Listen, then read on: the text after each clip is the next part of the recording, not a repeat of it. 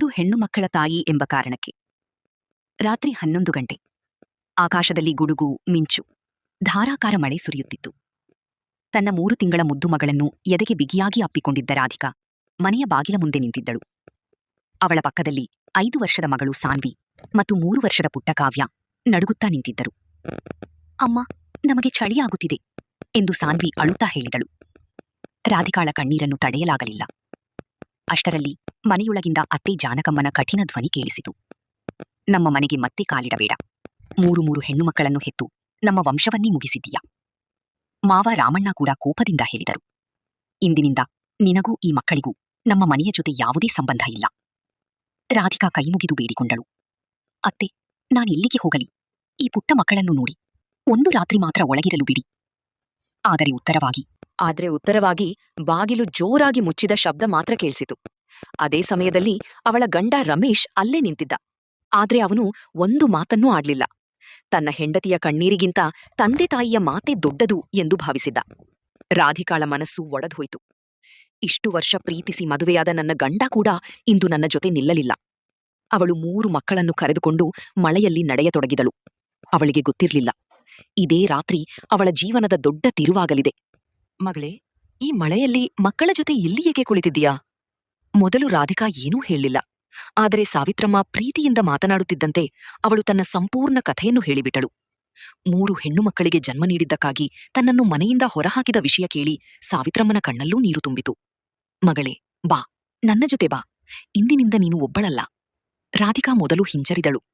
ನಿಮಗೆ ನಾನು ಯಾರು? ನನ್ನ ಮೇಲೆ ಇಷ್ಟು ದಯೆ ಯಾಕೆ? ಸಾವಿತ್ರಮ್ಮ ಸಣ್ಣ ನಗು ಬೀರಿದರು. ಒಂದು ಕಾಲದಲ್ಲಿ ನನ್ನ ಜೀವನವೂ ಇದೇ ರೀತಿ ಇತ್ತು. ಯಾರೋ ಒಬ್ಬರು ನನಗೆ ಸಹಾಯ ಮಾಡಿದರು. ಇಂದು ನಿನ್ನ ಸರದಿ. ಆ ರಾತ್ರಿ ರಾಧಿಕಾ ಮತ್ತು 3 ಮಕ್ಕಳಿಗೆ ಮೊದಲ ಬಾರಿಗೆ ನೆಮ್ಮದಿಯ ನಿದ್ರೆ ಸಿಕ್ಕಿತು. ಆದರೆ ಅವರಿಗೆ ತಿಳಿದಿರಲಿಲ್ಲ, ರಾಧಿಕಾಳನ್ನು ಮನೆಯಿಂದ ಹೊರಹಾಕಿದ ವಿಷಯ ಊರಿನೆಲ್ಲೆಡೆ ಹರಡಿತ್ತು. ಜನರು ರಮೇಶ್ ಮನೆಯವರನ್ನು ಟೀಕಿಸಲು ಆರಂಭಿಸಿದ್ದರು. ಹೆಣ್ಣು ಮಕ್ಕಳು ಹುಟ್ಟಿದರೆ ಅದರಲ್ಲಿ ತಾಯಿಯ ತಪ್ಪೇನು? ಇಂಥವರ ಮನೆಗೆ ದೇವರೂ ಕ್ಷಮಿಸುವುದಿಲ್ಲ. ಈ ಮಾತುಗಳು ರಮೇಶ್ ಮನಸ್ಸನ್ನು ಕಾಡತೊಡಗಿದವು. ಆದರೆ ಅತ್ತೆ ಜಾನಕಮ್ಮ ಇನ್ನೂ ಅಹಂಕಾರದಲ್ಲೇ ಇದ್ದಳು. ಒಂದು ದಿನ ಅವಳೇ ಅಳುತ್ತಾ ಹಿಂದಿರುಗುತ್ತಾಳೆ, ಆಗ ನೋಡೋಣ. ಆದರೆ ವಿಧಿ ಬೇರೆದೇ ನಿರ್ಧಾರ ಮಾಡಿಕೊಂಡಿತ್ತು. ಕೆಲವೇ ದಿನಗಳಲ್ಲಿ ಜಾನಕಮ್ಮನ ಜೀವನದಲ್ಲಿ ನಡೆಯಲಿದ್ದ ಒಂದು ಘಟನೆ ಅವರ ಇಡೀ ಕುಟುಂಬವನ್ನೇ ತಲೆಕೆಳಗಾಗಿಸಬೇಕಿತ್ತು. ದೇವರ ನ್ಯಾಯ ಆರಂಭವಾಯಿತು. ಬೆಳಗ್ಗೆ ಎದ್ದ ರಾಧಿಕಾ ಮೊದಲ ಬಾರಿಗೆ ನೆಮ್ಮದಿಯಾಗಿ ಉಸಿರೆಳೆದಳು. ಸಾವಿತ್ರಮ್ಮ ಮಕ್ಕಳಿಗೆ ಬಿಸಿ ಹಾಲು ಮತ್ತು ಉಪಹಾರ ಕೊಟ್ಟರು. 3 ಪುಟ್ಟ ಮಕ್ಕಳು ನಗುತ್ತಿರುವುದನ್ನು ನೋಡಿ ರಾಧಿಕಾಳ ಕಣ್ಣಲ್ಲಿ ಸಂತೋಷದ ಕಣ್ಣೀರು ತುಂಬಿತು. ನಾನಿನ್ನು ಮುಂದೆ ಯಾರ ಮುಂದೆಯೂ ಕೈಚಾಚುವುದಿಲ್ಲ. ನನ್ನ ಮಕ್ಕಳನ್ನು ನನ್ನ ಸ್ವಂತ ಶ್ರಮದಿಂದ ಬೆಳೆಸುತ್ತೇನೆ ಎಂದು ಅವಳು ದೃಢ ನಿರ್ಧಾರ ಮಾಡಿದಳು. ಸಾವಿತ್ರಮ್ಮನ ಪರಿಚಯದಿಂದ ರಾಧಿಕಾಗೆ ಒಂದು ಹೊಲಿಗೆ ಕೇಂದ್ರದಲ್ಲಿ ಕೆಲಸ ಸಿಕ್ಕಿತು. ಹಗಲು ಹೊಲಿಗೆ, ರಾತ್ರಿ ಮಕ್ಕಳ ಆರೈಕೆ. ನಿದ್ರೆಯಿಲ್ಲದ ದಿನಗಳು, ದಣಿವಿನ ರಾತ್ರಿಗಳು. ಆದರೆ ಅವಳ ಮುಖದಲ್ಲಿ ಎಂದಿಗೂ ಸೋಲಿನ ಭಾವ ಇರಲಿಲ್ಲ. ಇತ್ತ ರಮೇಶ್ ಮನೆಯ ಪರಿಸ್ಥಿತಿ ದಿನದಿಂದ ದಿನಕ್ಕೆ ಹದಗೆಡತೊಡಗಿತು. ರಮೇಶ್ ಕೆಲಸ ಮಾಡುತ್ತಿದ್ದ ಕಂಪನಿ ಆರ್ಥಿಕ ಸಂಕಷ್ಟಕ್ಕೆ ಸಿಲುಕಿತು. ಒಂದು ದಿನ ಮ್ಯಾನೇಜರ್ ಅವನನ್ನು ಕಚೇರಿಗೆ ಕರೆದು ಹೇಳಿದರು, ರಮೇಶ್, ಕಂಪನಿ ಸಿಬ್ಬಂದಿಯನ್ನು ಕಡಿಮೆ ಮಾಡುತ್ತಿದೆ. ಇಂದಿನಿಂದ ನಿಮ್ಮ ಕೆಲಸ ಮುಗಿದಿದೆ. ರಮೇಶ್ ಕಾಲಡಿ ನೆಲವೇ ಕುಸಿದಂತಾಯಿತು. ಮನೆಗೆ ಬಂದು ವಿಷಯ ಹೇಳ್ತಿದ್ದಂತೆ ಜಾನಕಮ್ಮ ಕೋಪದಿಂದ, ಇದೆಲ್ಲವೂ ಆ ರಾಧಿಕಾಳ ದುರಾದೃಷ್ಟ ಎಂದು ಕೂಗಿದಳು. ರಾಮಣ್ಣ ಮಾತ್ರ ಮೌನವಾಗಿದ್ರು. ಕೆಲ ದಿನಗಳಲ್ಲೇ ಮತ್ತೊಂದು ಆಘಾತ. ರಾಮಣ್ಣರಿಗೆ ಹೃದಯಾಘಾತ ಬಂತು. ಆಸ್ಪತ್ರೆಗೆ ದಾಖಲಿಸಬೇಕಾಯಿತು. ವೈದ್ಯರು ಹೇಳಿದ್ರು, ಚಿಕಿತ್ಸೆಗೆ ತಕ್ಷಣ ಹಣ ಬೇಕು. ಒಮ್ಮೆ ಹಣದ ಕೊರತೆಯೆಂದೇ ಗೊತ್ತಿರದ ಆ ಕುಟುಂಬ ಈಗ ಆಸ್ಪತ್ರೆಯ ಬಾಗಿಲಲ್ಲಿ ಸಾಲಕ್ಕಾಗಿ ಅಲೆದಾಡುತ್ತಿತ್ತು. ಬಂಧುಗಳು ದೂರ ಉಳಿದ್ರು. ಸ್ನೇಹಿತರು ಫೋನ್ ಕೂಡ ಎತ್ತಲಿಲ್ಲ. ಆಗ ರಮೇಶ್ಗೆ ಮೊದಲ ಬಾರಿಗೆ ತನ್ನ ತಪ್ಪಿನ ಅರಿವಾಗತೊಡಗಿತು. ನಾನು ನನ್ನ ಹೆಂಡತಿ ಮತ್ತು ಮಕ್ಕಳನ್ನು ರಕ್ಷಿಸಬೇಕಾಗಿತ್ತು, ಆದರೆ ನಾನು ಮೌನವಾಗಿದ್ದೆ. ಅವನ ಕಣ್ಣಲ್ಲಿ ಪಶ್ಚಾತ್ತಾಪದ ಕಣ್ಣೀರು ಹರಿಯಿತು. ಅದೇ ಸಮಯದಲ್ಲಿ ರಾಧಿಕಾ ಹೊಲಿಗೆ ಸ್ಪರ್ಧೆಯಲ್ಲಿ ಮೊದಲ ಬಹುಮಾನ ಗೆದ್ದಳು. ಅವಳಿಗೆ ಸ್ವಂತ ಹೊಲಿಗೆ ಯಂತ್ರ ಮತ್ತು ಸ್ವಲ್ಪ ಹಣ ಬಹುಮಾನವಾಗಿ ದೊರೆಯಿತು. ಸಾವಿತ್ರಮ್ಮ ಹೆಮ್ಮೆಯಿಂದ ಹೇಳಿದ್ರು, ಮಗಳೇ, ಇಂದು ನೀನು ಸೋತ ಹೆಂಗಸಲ್ಲ, ಗೆದ್ದ ತಾಯಿ. ರಾಧಿಕಾ ಆಕಾಶದತ್ತ ನೋಡಿ ನಿಧಾನವಾಗಿ ಹೇಳಿದ್ರು, ನನ್ನ ಹೆಣ್ಣು ಮಕ್ಕಳು ನನ್ನ ದೌರ್ಬಲ್ಯ ಅಲ್ಲ, ಅವರೇ ನನ್ನ ಶಕ್ತಿ.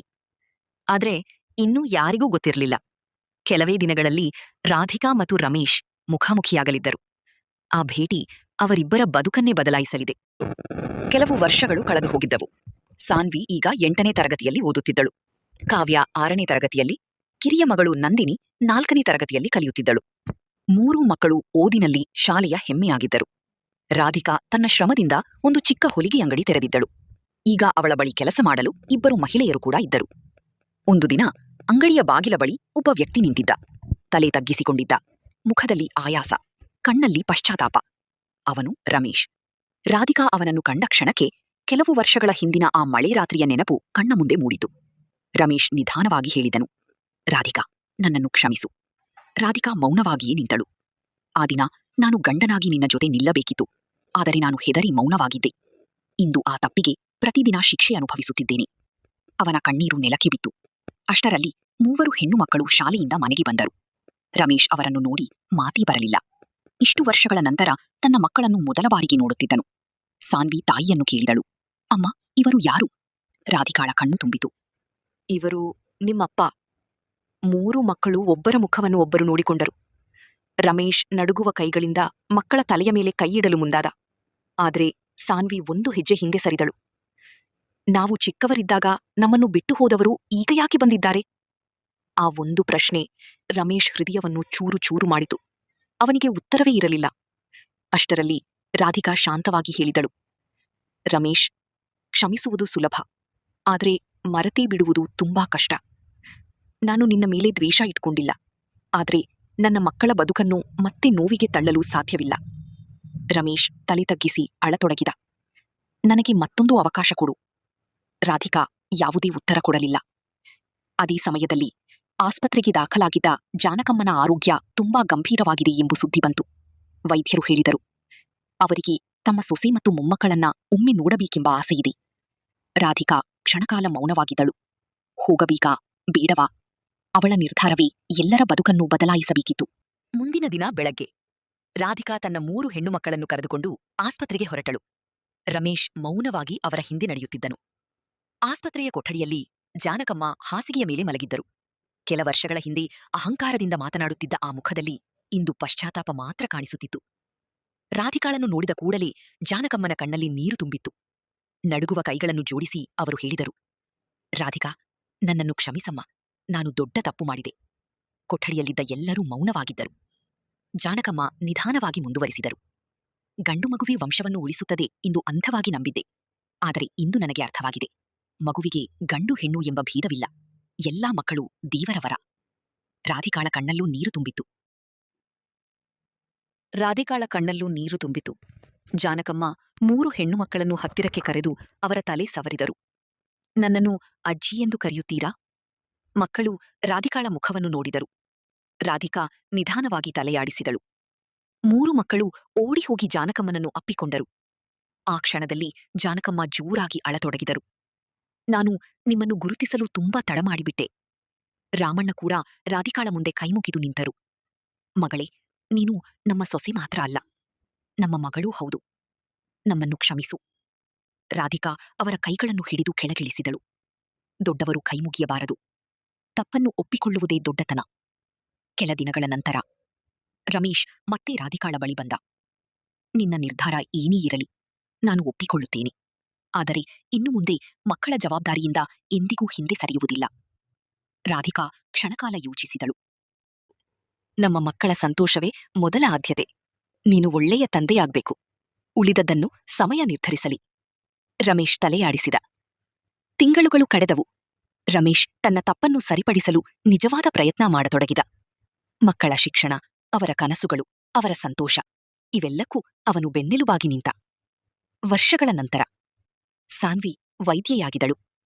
ಕಾವ್ಯ IAS ಅಧಿಕಾರಿಯಾದಳು. ನಂದಿನಿ ವಿಜ್ಞಾನಿಯಾಗಿ ದೇಶಕ್ಕೆ ಸೇವೆ ಸಲ್ಲಿಸಿದಳು. ಒಂದು ದಿನ ಅವರಿಗೆ ಸನ್ಮಾನ ಕಾರ್ಯಕ್ರಮ ನಡೆಯಿತು. ವೇದಿಕೆಯಲ್ಲಿ ಸಾನ್ವಿ ಮೈಕ್ ಹಿಡಿದು ಹೇಳಿದಳು, ಇಂದು ನಾವು ಇಲ್ಲಿ ನಿಂತಿದ್ದರೆ ಅದರ ಕಾರಣ ನಮ್ಮ ಅಮ್ಮ. ಸಮಾಜ ನಮ್ಮನ್ನು ತಿರಸ್ಕರಿಸಿದಾಗ ಅಮ್ಮ ಎಂದಿಗೂ ನಮ್ಮ ಕೈಬಿಡಲಿಲ್ಲ. ಇಡೀ ಸಭಾಂಗಣ ಚಪ್ಪಾಳೆಗಳಿಂದ ಮೊಳಗಿತು. ರಾಧಿಕಾಳ ಕಣ್ಣಲ್ಲಿ ಸಂತೋಷದ ಕಣ್ಣೀರು ಹರಿಯಿತು. ಅವಳು ಮನಸ್ಸಿನಲ್ಲಿ ಒಂದೇ ಮಾತು ಹೇಳಿಕೊಂಡಳು, ಹೆಣ್ಣು ಮಕ್ಕಳು ಭಾರವಲ್ಲ. ಅವಕಾಶ ಕೊಟ್ಟರೆ ಅವರೇ ಮನೆಯ ಹೆಮ್ಮೆ, ಸಮಾಜದ ಹೆಮ್ಮೆ, ದೇಶದ ಹೆಮ್ಮೆ. ನೀತಿ. ಮಗುವಿನ ಮೌಲ್ಯ ಅದರ ಲಿಂಗದಲ್ಲಿಲ್ಲ, ಅದರ ಕನಸುಗಳಲ್ಲಿ, ಸಂಸ್ಕಾರದಲ್ಲಿ ಮತ್ತು ಸಾಮರ್ಥ್ಯದಲ್ಲಿದೆ. ಹೆಣ್ಣು ಮಗುವನ್ನು ತಿರಸ್ಕರಿಸುವುದು ಒಂದು ಕುಟುಂಬವನ್ನಷ್ಟೇ ಅಲ್ಲ, ಸಮಾಜವನ್ನೂ ಹಿಂದುಳಿಯುವಂತೆ ಮಾಡುತ್ತದೆ.